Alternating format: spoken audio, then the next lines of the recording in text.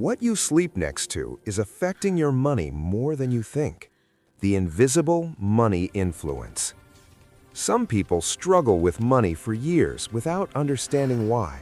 They work harder, they plan better, they read books, they try to change their mindset, and yet financially things feel stuck. Income rises, but stability doesn't. Opportunities appear, but don't last. Money comes in, then quietly slips away. What if the reason isn't in your job, your education, or even your habits alone? What if one of the most powerful financial influences in your life is something you experience every single night without questioning it? What if the objects, furniture, and energy you sleep next to are shaping how you think about money, how you respond to risk, and how you make financial decisions? Ancient Feng Shui masters warned that what surrounds the body during sleep determines how qi settles in the mind. Modern psychology confirms it. The subconscious is most receptive when the body is resting. Tonight, we're going to talk about what you sleep next to, why it matters far more than you think, and how to correct the silent money leaks almost everyone ignores. Stay with me, because the final insight explains why so many people do Feng Shui and still feel financially blocked. Part 1. Why sleep is a financial reset. In classical Feng Shui, sleep is not passive. It is the moment when qi reorganizes itself. Guo Pu taught that when the body lies horizontally, defensive energy lowers and environmental qi enters more deeply. Yang Yun Song explained that the sleeper absorbs the architecture of the room into their destiny patterns. Modern neuroscience mirrors this exactly. During sleep, the brain consolidates habits. Emotional responses are reinforced. Risk tolerance is recalibrated. Long-term identity beliefs are strengthened. This means your bedroom is not neutral. It is not just for rest. It is a financial training environment. What you see, feel, and sense before sleep becomes the backdrop against which your subconscious programs decisions for the next day. And what is closest to your body carries the strongest signal. Part 2. The psychology of proximity. Cognitive behavioral therapy explains something most people overlook. The brain assigns meaning based on proximity. Objects closest to the body are interpreted as most relevant, most urgent, most emotionally charged. That's why a phone next to the bed increases anxiety. That's why clutter near the body increases stress. That's why unresolved objects create mental noise. Now apply this to money. If the items you sleep next to symbolize pressure, survival, exhaustion, fear, chaos, incompletion, your nervous system does not rest into abundance, it rests into vigilance. And vigilance creates conservative, fear-based financial behavior, even when income is sufficient. Money doesn't grow where the mind feels under threat. Part 3. Objects that quietly drain financial energy. Let's talk about what people commonly keep near their bed without realizing the impact. 1. Work objects and devices. Laptops, work documents, uniforms, tools linked to obligation. Psychologically, this tells the brain, I am never done. The nervous system never fully powers down. Decision fatigue carries into the next day. Financial choices become reactive instead of strategic. Yang Yun Song warned that sleeping beside instruments of labor locks destiny into repetition. You work, but you don't accumulate. 2. Items tied to past struggle. Old bills, legal papers, documents from difficult financial periods, objects connected to survival moments. In CBT, cognitive behavioral therapy, this is called emotional anchoring. Your body does not read these items as paper. It reads them as unresolved threat. Every night, the subconscious rehearses scarcity. No affirmation overrides that.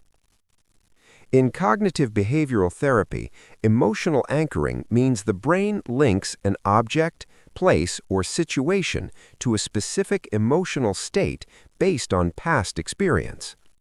Once that link is formed, the emotion can be reactivated automatically, without conscious thought. For example, if an object was present during a period of stress, fear, or financial struggle, the brain stores it as a signal. Every time you see it, touch it, or remain close to it, especially during sleep, your nervous system subtly re-enters the same emotional state. This happens even if you logically know the situation has changed. From a CBT, cognitive behavioral therapy perspective, the brain does not distinguish between past and present when emotional cues are repeated. It responds to familiarity, not logic. That's why unresolved objects near the body reinforce old patterns of thinking, decision-making, and risk perception.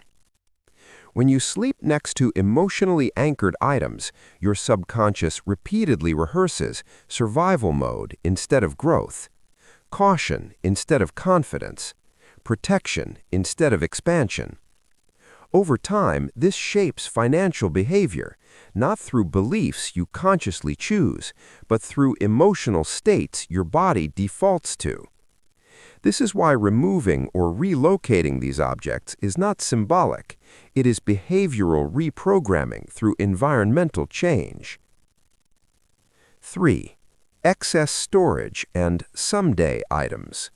Shoes, boxes, cables, things you might use later. Feng Shui reads this as stagnant earth qi. Psychology reads it as postponed identity. You are sleeping above the version of yourself that is not ready yet. Money avoids environments that feel delayed. Part 4. Why broken or unused objects matter. This part is essential. In Feng Shui, qi responds to integrity, usefulness, and vitality. Broken objects represent interrupted flow. Cracked items represent leaking energy. Unused objects represent dormant potential. Guo Pu wrote that fortune cannot settle where form is compromised. Modern psychology agrees. Every broken or unused item sends a micro-signal to the brain. This is acceptable. I tolerate dysfunction. I delay resolution. Over time, this trains the nervous system to accept financial leaks, incomplete goals, delayed rewards. Cleaning is not aesthetic, it is neurological. Removing what no longer works refreshes the environment and releases the mind from outdated identity loops. This is why cleansing comes before activation. Part 5. The bed itself as a financial symbol. The bed represents support. In Feng Shui, it symbolizes stability, protection, and long-term grounding. If what surrounds the bed feels unstable, the mind mirrors that instability. Common mistakes. Bed pressed against clutter. Items stored directly under the bed. Uneven nightstands. Broken furniture nearby. Psychologically, this creates asymmetry. Asymmetry increases anxiety. Anxiety reduces risk tolerance. Reduced risk tolerance limits growth. Money requires grounded confidence, not constant self-monitoring. Part 6. The most common money drain, the phone. This deserves special attention. Sleeping next to your phone exposes your nervous system to stimulation, comparison, urgency, fragmented attention. Even when it's silent, the brain anticipates interruption. This keeps the subconscious in alert mode. Financially, this leads to impulsive spending, reduced long-term planning, and emotional decision-making. Yang Yun Song warned against sleeping beside moving energy. Modern psychology calls this hyperarousal. Money does not grow in hyperarousal. It grows in clarity. Part 7. The principle of activation most people ignore. Here is the truth. Correction without activation is incomplete. A plant without activation is decoration. A clean space without intention is maintenance. Feng Shui has never been passive. Yang Yun Song emphasized that intention awakens form. CBT teaches the same. Behavior without meaning does not change identity. Activation requires conscious placement, clear intention, emotional alignment. Without this, objects remain neutral.